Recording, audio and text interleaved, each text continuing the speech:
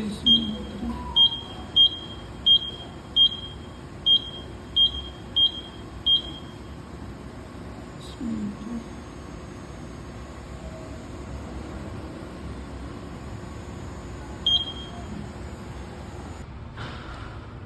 nga pala yung smoke detector. Para malaman mo kung ito yung may problema. Naka-stable yung color red na yan. Ang normal niyan is yung nagbi-blink. Pero wag mo agad tatanggalin yan. Kasi mag-a-alarm yan dun sa fire control. Kailangan sasabihan mo muna yung controlman dun. So pag tatanggalin mo yan, pipihit mo lang yung pakaliwa tulad nito. Yan, tanggal na. So, ilang beses daw ito nililinisan.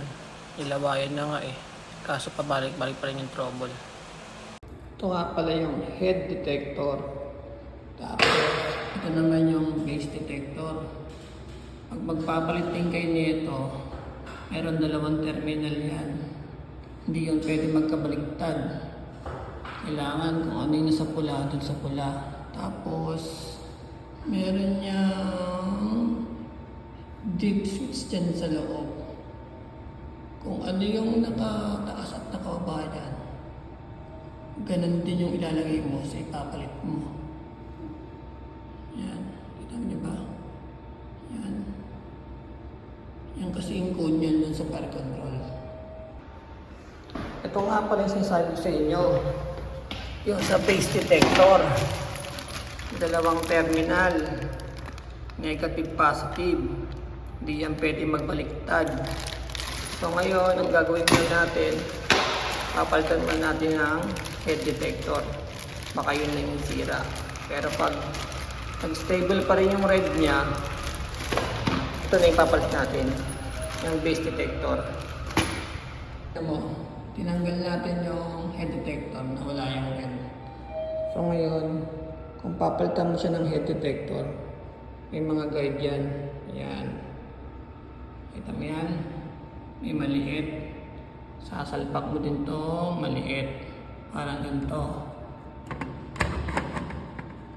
Tapos, pipihit mo naman siya ng pakanan. Yan.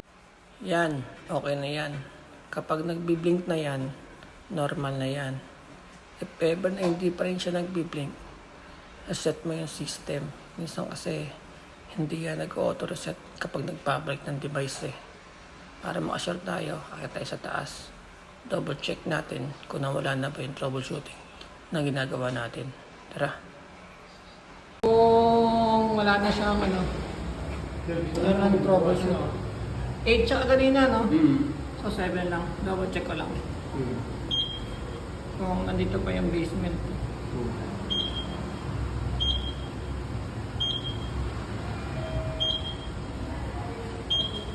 So wala na. Okay na, no?